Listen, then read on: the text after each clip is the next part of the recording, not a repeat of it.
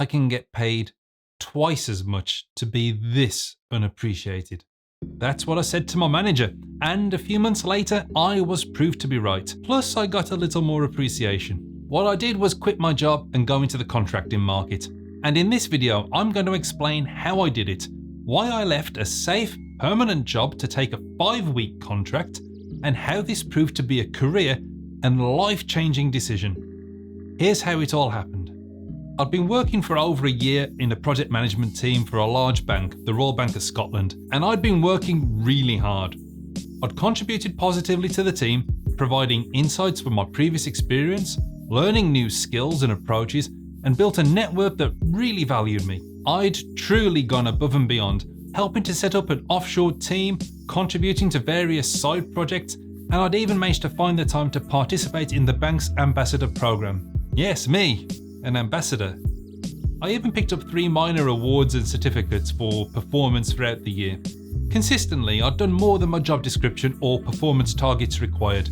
And it's strange now, looking back and knowing how this story unfolds, that what really motivated me, my greatest driver, was just to be recognised for my efforts. Money was never the goal. Yet, as is often the way, and you may be able to relate to this yourself, when the end of year performances were discussed, I found that, like most of my colleagues, that I'd been scored a 3 out of 5. Roughly translated, that meant I was achieving my objectives. Clearly, I'd exceeded expectations, and I made a strong case for that. But what I discovered was the organisation was scoring performance on a bell curve. This meant the bulk of people would score a 3. A tiny minority would score a 4 for exceeding expectations, and they would get a bonus, and an even smaller minority would score a 5 that landed them a big bonus and earmarked them to be fast-tracked to more senior roles. The people that got 4s and 5s were typically people who were working on highly visible, high-profile work, and I'm not discrediting them, they actually deserved their bonuses. In some cases, it was just a case of whose manager had sufficient influence, though, to argue for a higher score. So at the end of this process, I felt that my manager either didn't argue my case or that the organisation itself didn't value my inputs. And if you think this story is just about me being sore because I didn't get a bonus, hold on a second, because this will surprise you. As a compromise, I was given the score of a 3, but they gave me a financial bonus that didn't normally apply to that grade. And here's where they got me all wrong. Because I wasn't interested in the bonus. I wanted the 4 or 5 because they were immeasurable proof of my worth. If I was to stay long term, which was my intention at the time, getting 4s and 5s was the key to getting promotions within the business. So I felt completely unappreciated and started for the first time to consider options, and I began to plan my exit. I talked to a number of the contractors in the team whose salaries were more than double what I was getting paid, and they'd all told me the same thing: go contracting. In case you don't know what contracting means, it's like this. Imagine having 2 people doing similar work for your company. One's a permanent member of staff, the other's a contractor. The contractor is paid more per day than the other, which sounds great, but that's because they're not permanent. They're on a shorter contract, weeks or months at a time. And the stinger is they can be released at very short notice or just not renewed. They have none of the employee rights, perks and benefits such as sick pay or paid annual leave or even paid bank holidays. They have to pay all of their taxes themselves and make the arrangements for paying all of those taxes. If the company runs out of work for the permanent employee, it's up to the company to find some, or the employee sits idle. If that company runs out of work for the contractor, they say goodbye. Whilst risky in theory, in practice, if you do a good job as a contractor and you're easy to work with, you can stay in a company for a really long time. To their colleagues in that situation, the only difference between them is the amount of pay. And that difference can be huge. The contractors I talked to were very supportive, very helpful, and advised that I get ready before I make the big move. So here are the steps that I followed. Step 1, I set up a limited company. I found a very low-cost company formation website online, and for about £40, I set up a limited company. At the time, that was absolutely necessary in order for anyone to take you on as a contractor. It's possible to avoid this step by using an umbrella company, but it's not a route I've ever taken, and I can't really share any experience of doing so. Setting up the company, though, was actually quite quick. The longest part was actually trying to think up a good company name that wasn't already taken. Step 2, I got a business bank account. The company was set up in a matter of minutes, but getting the bank account set up took much longer. Unfortunately, because of the rise of various scams and finance-related crimes, banks are required to do a lot of checks on you. These checks are part of their Know Your Customer, anti-money laundering and sanctions compliance regulations that they're required to do by law. I have noticed this process can run a little quicker if you already bank with them for your personal account, but that shouldn't be the deciding factor when choosing a bank. What I found was more important was the period of free banking that they offered. With most business accounts, you have to pay a monthly fee for the account. That's fine when you're in work and you're in a contract getting paid, but in that period when you're not, it can really feel like you're paying for nothing.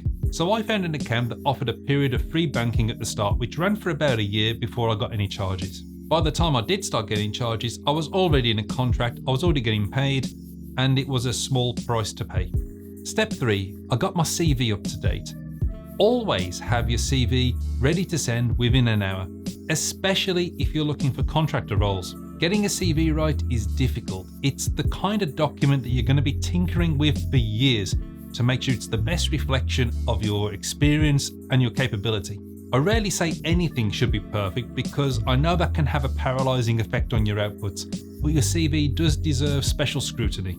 It's worth getting friends, family, and perhaps most helpfully, your peers to review it. I created a very generic CV for the kind of roles I was looking for that highlighted my accomplishments and my experience, and I published it to various job sites that covered project management roles.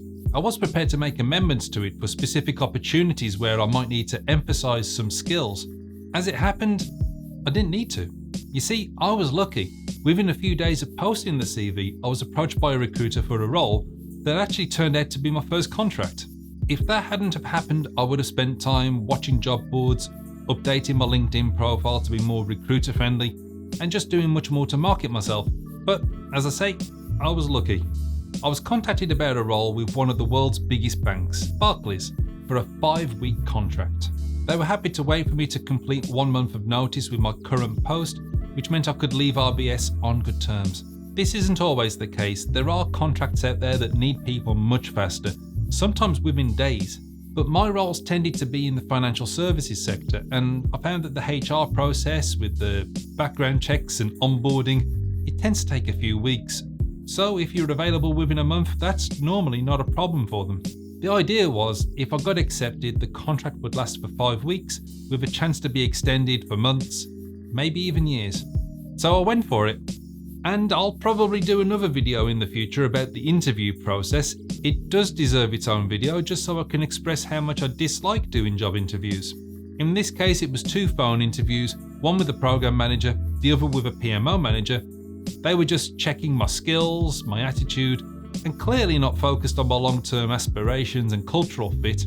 After all, I was to be a contractor, so they didn't need to assess me in the same way as a perm. But there's the risk, you see. It's easier to get hired as a contractor, in my opinion. But that's only because it's much easier to fire you. I had a 1-day notice period on this contract, and they didn't need to renew me after 5 weeks. But I took the chance because I reasoned even I could manage to not annoy anyone enough to get fired in 5 weeks.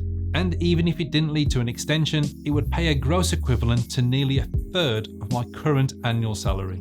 As you guessed, I landed the contract, but there were a few things I needed to do before I could get onboarded.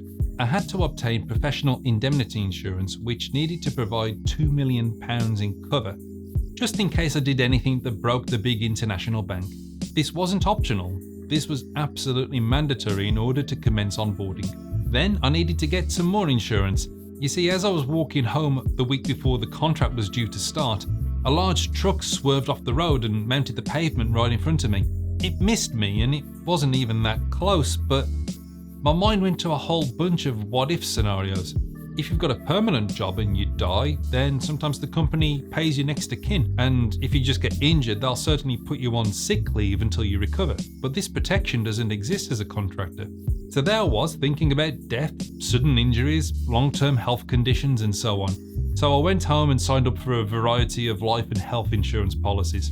The life policy hasn't proven to be very useful so far, thankfully.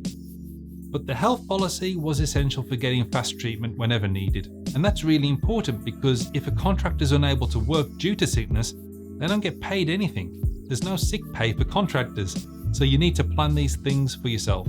Something to be aware of, you also have to make your own tax arrangements when you run a limited company. That involves submitting returns, hiring an accountant, and so on. Taxes in the UK have changed since I last did a contract role. The way you get paid as an individual by your company needs to reflect what's most advantageous to you at the time. Back then it was a case of having a minimum salary and getting paid in dividends. That was the way to get your money with the lowest tax payment. But IR35 rules have changed and they may continue to change. So please, if you go down this route, talk to an accountant before you start your contract. Anyway, the 5-week gamble paid off. I did get extended for a longer period.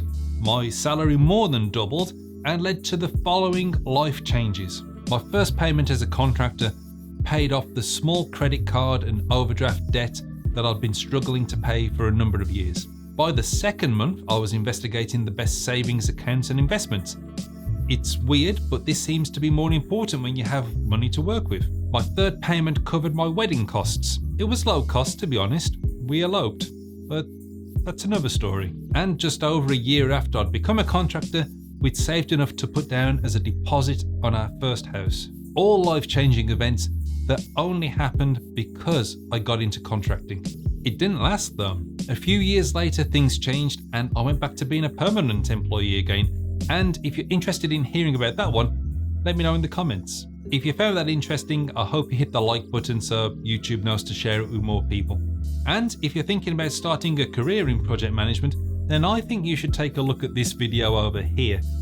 But YouTube seems to think you'd prefer that one down there. But what do I know? Maybe you should just watch both.